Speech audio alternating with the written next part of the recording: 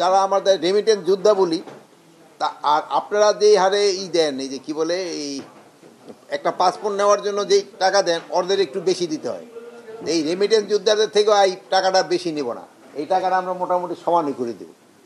যেহেতু ওদের আমরা সবসময় রেমিটেন্স যোদ্ধা বলি, কিন্তু ওদের যে রেমিটেন্স যোদ্ধা হিসেবে যে সম্মানটা পাওয়ার দরকার, ওই সম্মানটা এরা অনেক জায়গায় পায় না। ওরা সার্ভিসটা অনেক জায়গায় আমাদের অনেক জায়গায় ভালোভাবে পাচ্ছে না, সব জায়গায়, সব দেশে। তাদের আপাতত তাদের পাসপোর্টের ফিটা কমায় দেওয়া, এটা আমরা তো একটা অনেক দেশটা একটা না, অনেকগুলি দেশ, তো এটা নিয়ে একটা আলোচনা হয়েছে, তারপর আমরা কতটুকু কমাইতে পারি এটা আমরা দেখবো।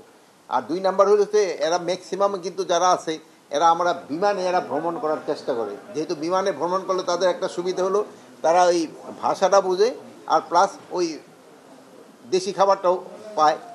এই জন্য বিমানও যেন তাদের সার্ভিসটা ভালো পায়, এই জন্য এয়ারপোর্টে আসার পরেও যেন তাদের সার্ভিসটা উন্নতি হয়, এই জন্য আমরা চেষ্টা করব। বিমানের ভাড়া যদি কমানো যায় অবশ্যই, যদি এটা তো ধরেন যে কমার্শিয়াল, এখন এটা কম্পিটিশনের হলো, যদি একজনে কমাইলে আরেকজনে কমাবে, এটা তো এখন যদি বিমান আবার বেশি কমায় অন্য ধরনের কোনো প্রেশার আছে তা তো আমরা জানি না। বাট বিমান লাভজনক করার জন্য যতটুকু তাদের নিতে পারবে অতটুকুই তারা করবে। আরেকটা আমরা হলো ওই এয়ারপোর্টে যে গেট, এটা আমরা খুলে দিচ্ছি খুবই তাড়াতাড়ি। আমরা গেটটা ওই যে পাসপোর্টটা যাদের আছে দেখে যেন ঢুকে যেতে পারে, এই গেটটা। আর পাসপোর্ট তো আমরা বলে দিচ্ছি যে ইলেকট্রনিক পাসপোর্ট এই ডিসেম্বরের ভিতরে মোটামুটি বিদেশেরগুলি আমরা করে দেবো। গেটটা ইনস্টল হয়ে গেছে, হয়তো 2-4 দিনের ভিতরে আমরা করে দেবো। ইলেকশন নিয়ে অ্যাজ ইউজুয়াল আমাদের প্রস্তুতি, আমাদের ট্রেনিং, এইগুলি ব্যাপারে আমরা আপনাদের তো এর আগে আমরা একটা ট্রেনিং শিডিউল আপনাকে জানাইছি। ওইটা নিয়ে যে আমাদের ট্রেনিং শিডিউল আমাদের কতটুকু অগ্রগতি হলো, যে আমাদের এই শিডিউলের ভিতরে আমাদের ট্রেনিংটা কমপ্লিট করতে পারি। এটা অবস্থা বডি ক্যামেরা, মানে এটা তো না যে বাজার থেকে সাথে সাথে কিনে নিয়ে আসতে পারবো না।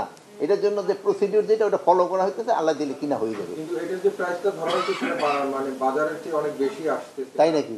আমি তো এখন পর্যন্ত প্রাইস জানিই না, আপনি জানলেন কিভাবে? না, আপনারা যখন এটা অনুমোদন দেওয়া হয়েছে তখন 1 লাখ করে ধরেছেন প্রতিটি। আমরা কোথায় অনুমোদন দিলাম? মানে 400 কোটি টাকা। হ্যাঁ, পারচেজ কমিটিতে তো যায়নি এটা না। পারচেজ কমিটি, ভাই পারচেজ কমিটি তো আমি মেম্বার, পারচেজ কমিটিতে এখনো যায়নি। অর্থ উপদেষ্টা বলছেন স্যার, অর্থ উপদেষ্টা এটা অর্থ সংক্রান্ত কমিটিতে গেছে। তারপরে এটা দাম কত নির্ধারণ হবে, এটা হলো ওই 400 কোটি টাকা যেটা বলছে, ওইটা হলো যে এটা থোক বরাদ্দ রাখা হয়েছে।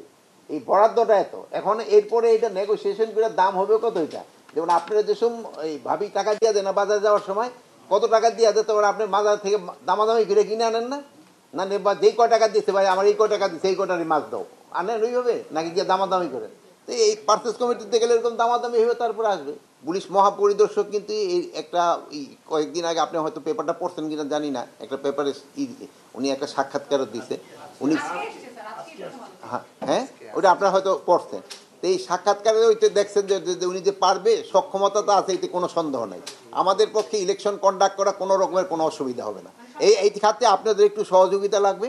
আপনারা এই পজিটিভ, অনেক জায়গায় সাংবাদিকতা পজিটিভ যদি করতে থাকেন ভালো। আপনারা সবসময় যেইভাবে আমাদের সাহায্য করে আসছেন এইভাবে সাহায্য করে যাবেন। এই যে ট্রেনিং সিস্টেমটা, এটা তো এর আগে কোনো ইলেকশনে তো আমার মনে হয় কোনো প্রশিক্ষণ ছিল না।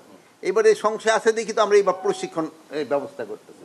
তারপরে আমরা বলতেছি যে ধরেন যে এর আগে আমরা বলছি যারা যে অনেকগুলি নির্বাচন, গত 3টা নির্বাচন যেটা এই অবৈধ নির্বাচন, ওইগুলিতে যারা পার্টিসিপেট করছে তাদের আমরা যতটা সম্ভব তাকে দূরে রাখার চেষ্টা করব। আমি বলছিলাম স্যার, সংশয়টা কোন কোন জায়গায়, ট্রেনিংটা কোন কোন জায়গার উপর গুরুত্ব দিচ্ছেন আপনারা সবচেয়ে? এক্ষেত্রে ট্রেনিংটা হলো ইলেকশনটা ভালোভাবে কন্ডাক্ট করার জন্য যেই সব জিনিসগুলি করতে হবে ওইটার উপরে বাংলাদেশে ঝুঁকির কোনো অভাব আছে? এই ধরেন আপনি একটা চশমা উপরে রেখে দিচ্ছেন, একটা এটা হঠাৎ মাথা নাড়া দিলেন, চশমাটা পড়ে গেল, একটা ঝুঁকি। এটা চশমা পড়ে ধরেন একজনের পাশের লোকের এইটা কেটে গেল, কি বলে ওই হাতটা কেটে গেল, এরকম বহু ধরনের ঝুঁকি থাকছে।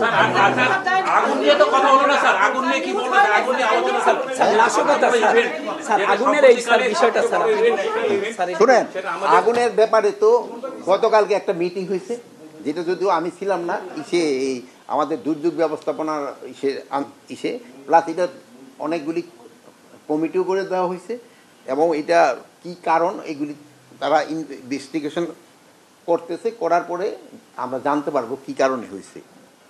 এটা নাশকতার বিষয়ে প্রশ্ন আসতেছে বিভিন্ন পত্র পত্রিকার লেখা। এখন হলো কি ইনভেস্টিগেশনের আগে তো আমি বলতে পারবো না।